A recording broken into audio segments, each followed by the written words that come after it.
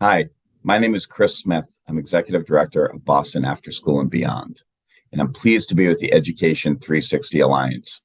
I was with you in person in February 2020 before the world changed, and I'm happy to learn of your progress since then and to share ours.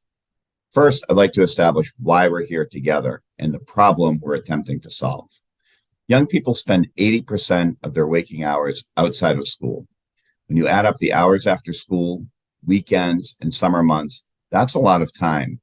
And for many young people, this time represents risk. For all young people, this time represents opportunities to build background knowledge, develop positive relationships, and build a set of skills that'll help them throughout life. So today, I'd like to share a three-part strategy for how we go about this. One, a focus on skills.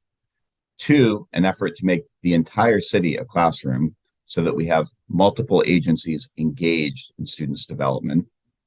And three, measuring and learning together so that we know what works and where we need to improve. But first, the skills. There are a set of skills that are important to life, but not necessarily taught in school. And these are skills that can be practiced and learned. They can be taught and improved. And this is our focus for after school and summer programs.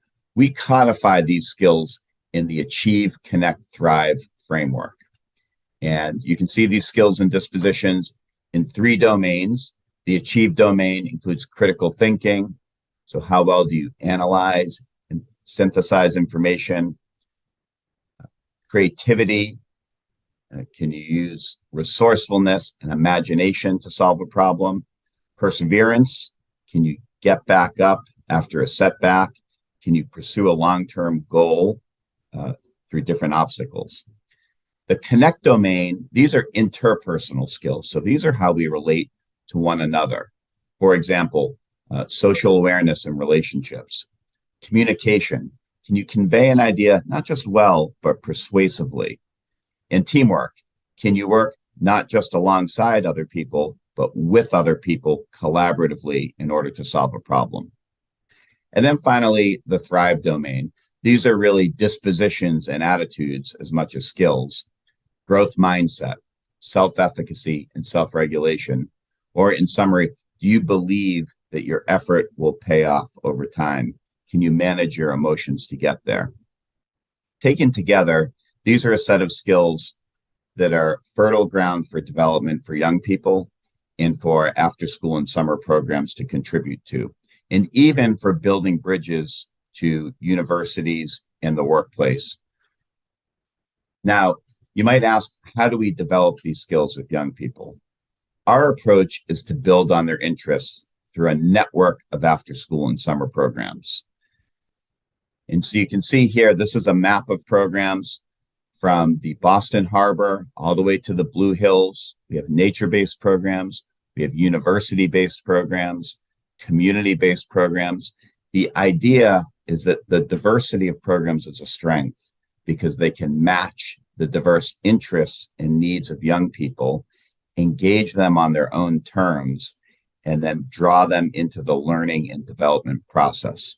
So whether it's sports or arts or environmental exploration, or even a job, each of these programs represents a way to engage a young person and to help them grow in pursuit of an interest. And all of these programs adopt common measures so that we can see what's working and what's not, despite their diversity.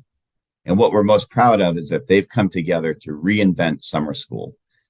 These programs combine education and academics with enrichment, hosted at a community setting, so that young people get the benefit of a boost in academics and enrichment. They have a reason to show up. And this approach is producing results. We're seeing that young people who participate in what we call the fifth quarter of learning do better than their peers in math, language arts, and key skills, such as the ones I mentioned. And public policy is changing as a result. So we're seeing that local and state funding now is going to these programs so that they can help young people develop. Finally, the third point, these programs measure and learn together. There's more power when they adopt the same measures so that we can see what's working and what's not. And so each season, we report back to the entire community on what young people learned in these programs. So here is a slide on what young people said about what they learned. So this is a self-assessment in areas such as critical thinking, perseverance, optimism, teamwork. And we couple that with what adult staff say about what they learned. So here you see what teachers and community agency staff observed in learning against the same skills. So taken together, when programs adopt the same measures of program performance, so the environment they're creating for young people, and the same youth level outcomes, we can actually see what's working and what needs to be improved. And for us, of course, this is just the beginning. We think there's a lot of power in collaborating and working together. And in doing so, we'll identify the next frontier for working together and helping young people thrive, not just in school, but well beyond. And I'm optimistic about this work. We're seeing that cities across the United States and even internationally are looking to harness the power of learning beyond school, to measure it, and to ensure that we have a comprehensive participatory system that helps young people thrive all year round. I'm pleased to be with you today. I look forward to continuing the collaboration between Boston and Catalonia as you pursue your efforts. Thank you and good luck.